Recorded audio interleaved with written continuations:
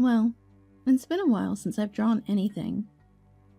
Just as I sat down and took a breath, I got a call from Colt. Can you pick me up from the hospital? As soon as I answered the phone, that's what Colt said. He was breathing heavily and hard to understand, but it seemed like he had collapsed during a company trip and was rushed to the hospital. Are you okay?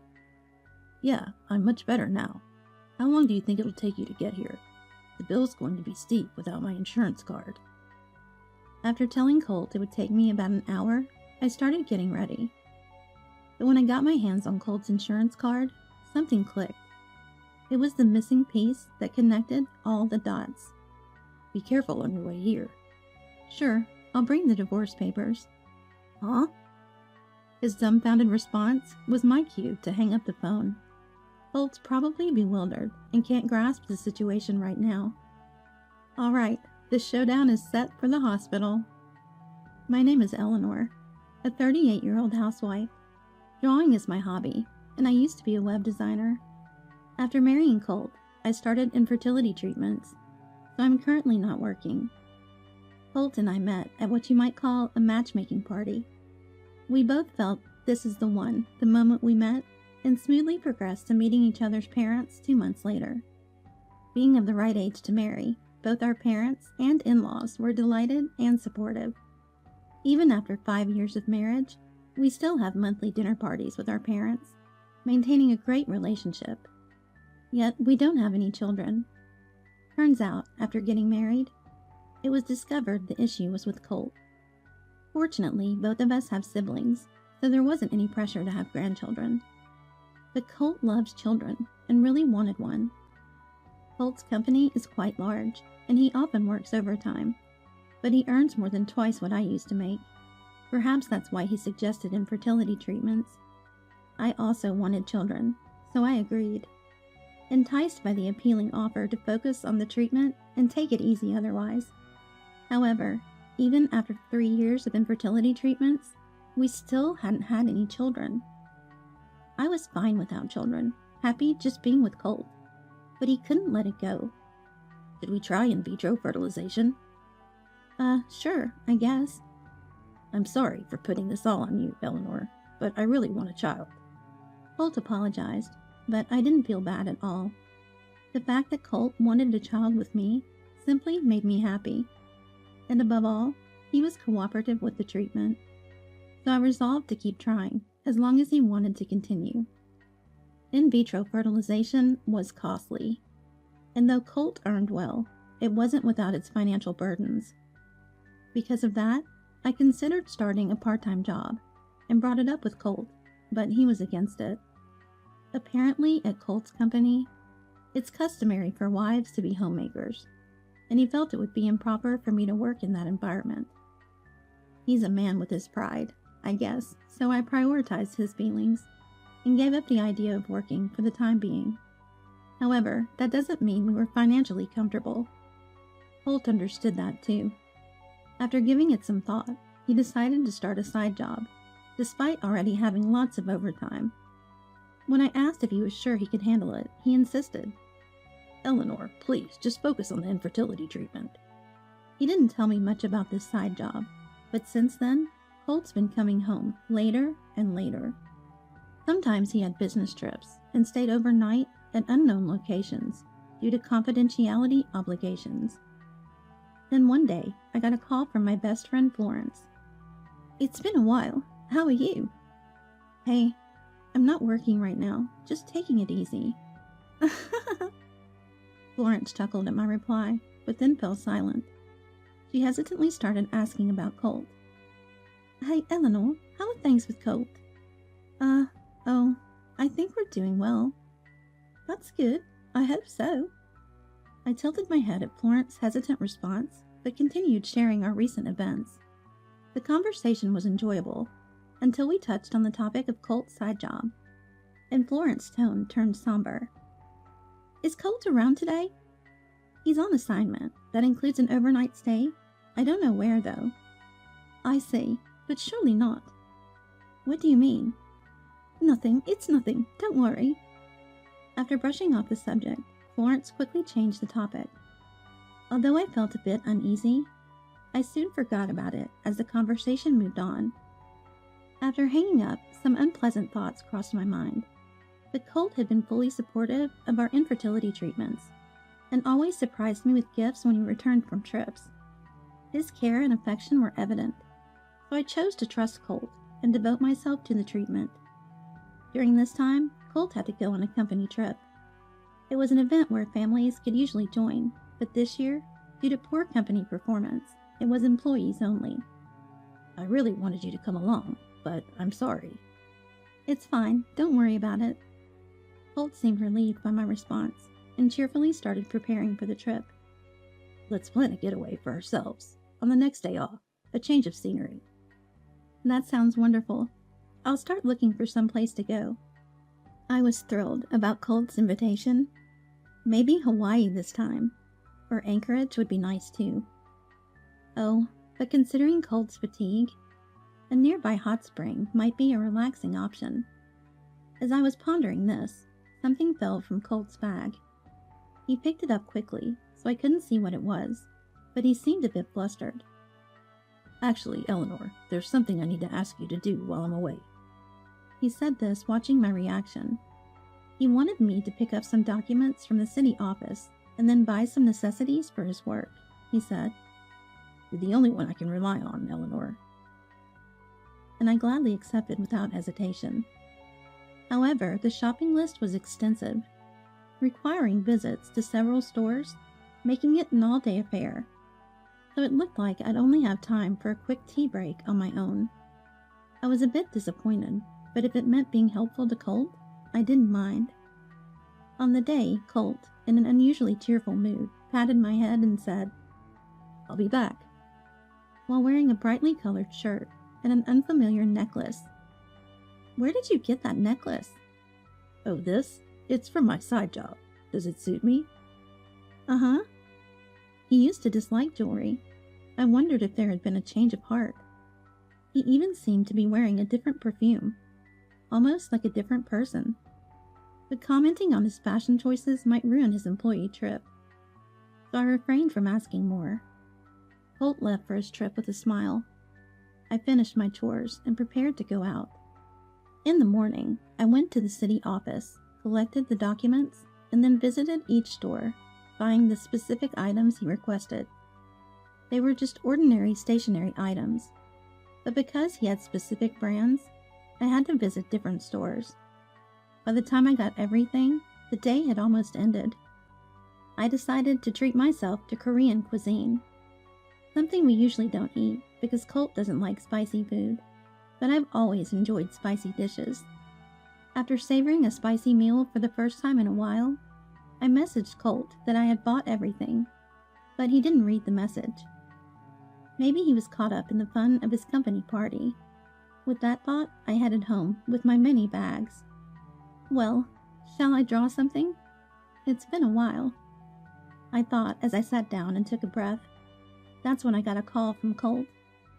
Can you pick me up from the hospital? As soon as I answered, that's what Colt said. He was breathing heavily and hard to understand, but it seemed like he had collapsed during the company trip and was rushed to the hospital. Are you okay? Yeah, I'm much better now. How long will it take you to get here? The bill's going to be steep without my insurance card. After telling Colt it would take about an hour, I started getting ready. But when I got Colt's insurance card, I noticed something. That discovery was the key that connected all the previous mysteries. Be careful coming over. Sure, I'll bring the divorce papers. Huh? I ended the call at Colt's dumbfounded response. He must be confused and unable to grasp the situation by now. All right, the showdown is set at the hospital. While heading to the next county, I called Florence. Florence lived about 20 minutes by car from the hospital where my husband was.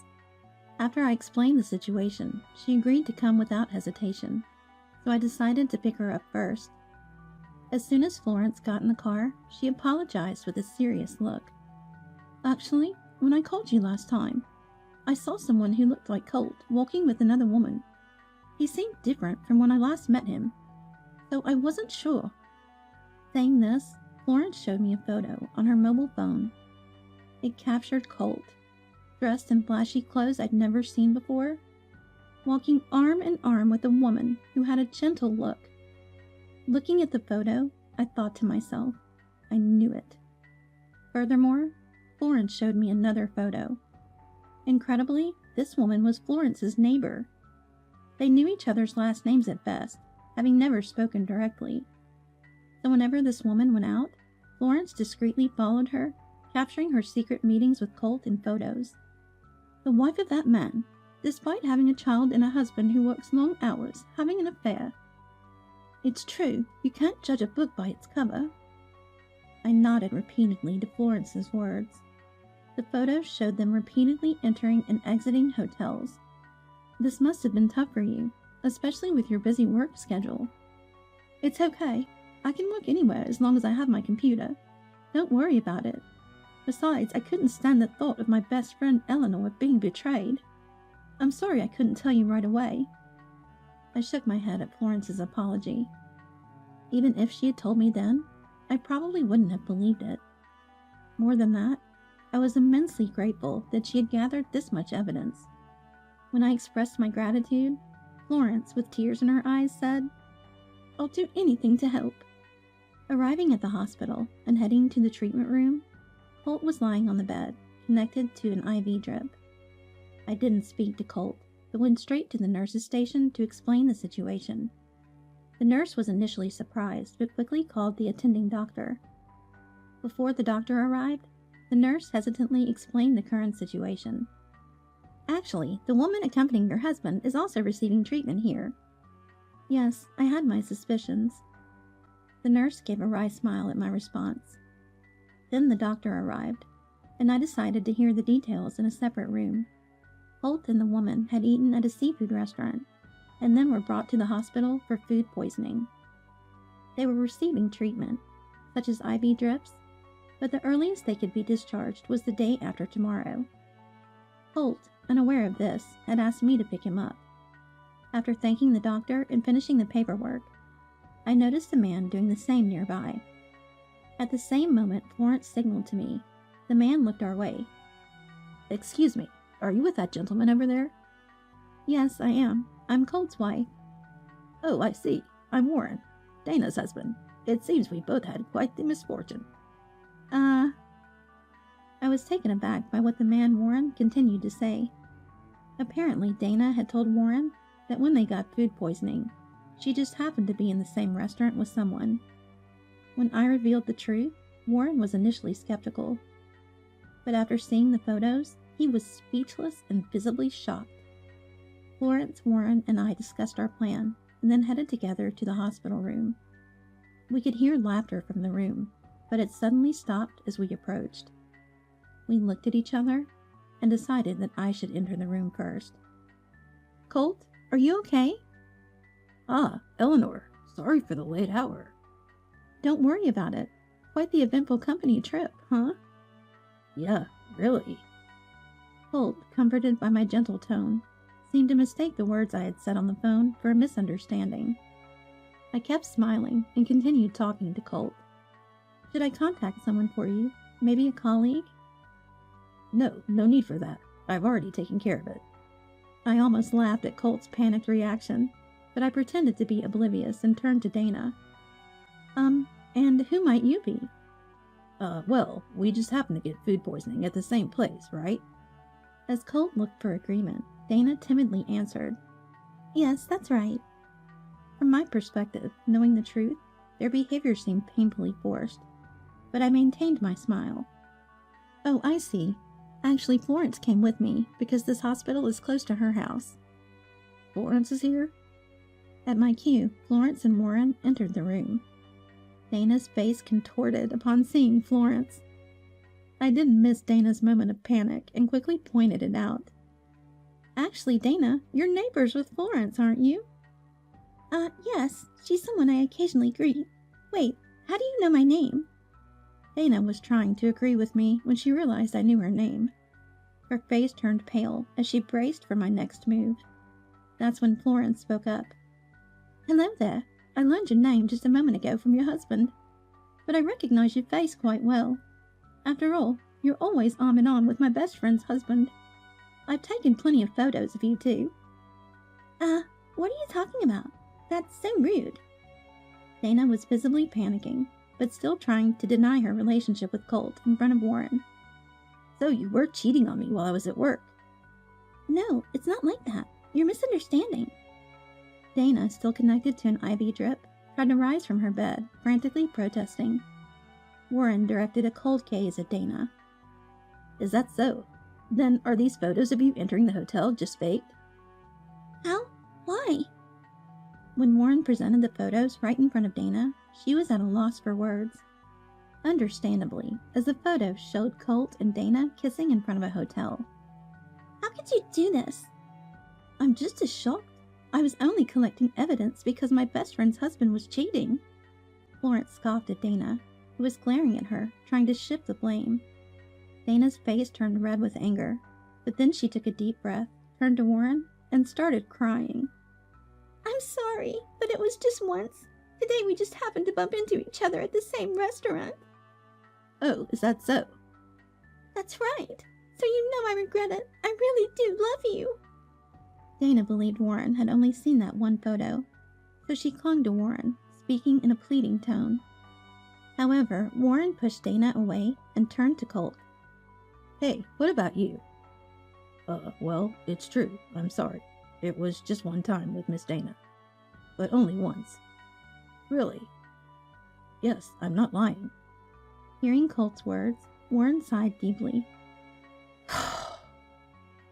Then he gave me a look. I took out all the photos I had received from Florence beforehand and scattered them between the two beds. What? Eleanor, what are you doing? Colt and Dana seemed initially confused, but then paled as they looked at the photos that had fallen into their hands. Just once, huh? Strange, there seems to be quite a lot of evidence. When did you realize? Colt said that much before hastily covering his mouth. But by then, he had practically admitted to the affair. Smiling, I asked, "Since when do you think?" Colt, seemingly resigned, began to speak. It was just a fling. We started infertility treatments, and when we still couldn't have a child, I knew it was my fault, but I felt so ashamed. Really? But believe me, the only one I love is you. Listening to Colt say nearly the same things as Dana, I was utterly dismayed. Well, that's enough. Here, the divorce papers. Sign them. No, I don't want a divorce. A guilty party doesn't have the right to refuse a divorce. Please forgive me. I'll change and dedicate myself to you. Colt pleaded, clinging to me. It's strange how someone I once wanted to spend my entire life with could now seem like a complete stranger. When Colt realized I wouldn't change my mind, he signed the divorce papers in disappointment. But then his expression brightened, and he said something astonishing. Even if we divorce, we can start over as lovers, right?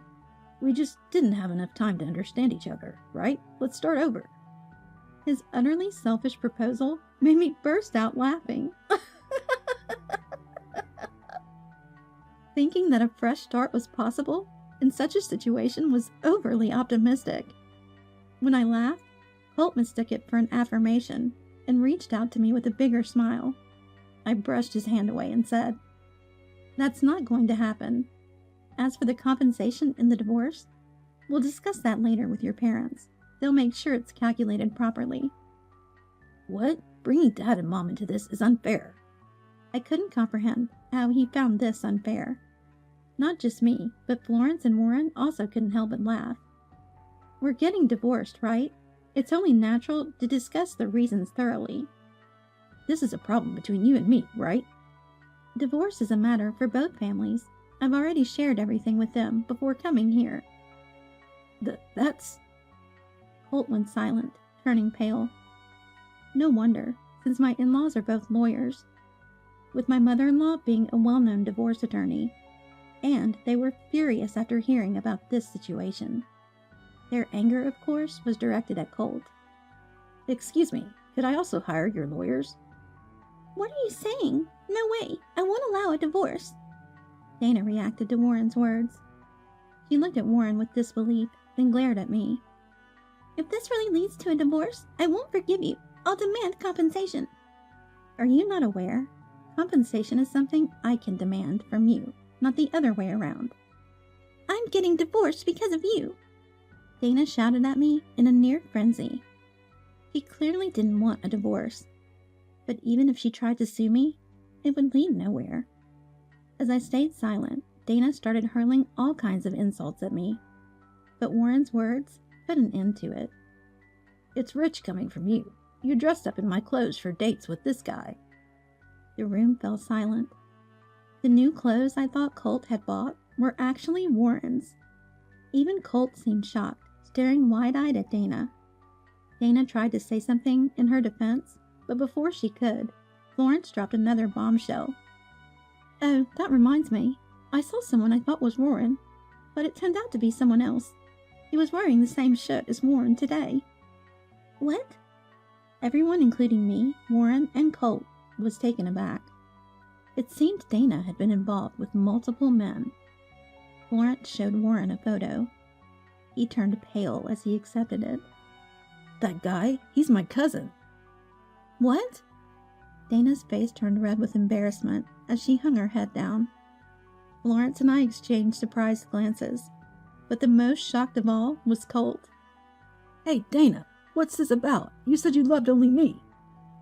Colt yelled, but Dana wouldn't lift her face. Clearly, the cousin was the main focus for Dana, and Colt was just a fling. I handed the spare divorce papers I had brought to Warren.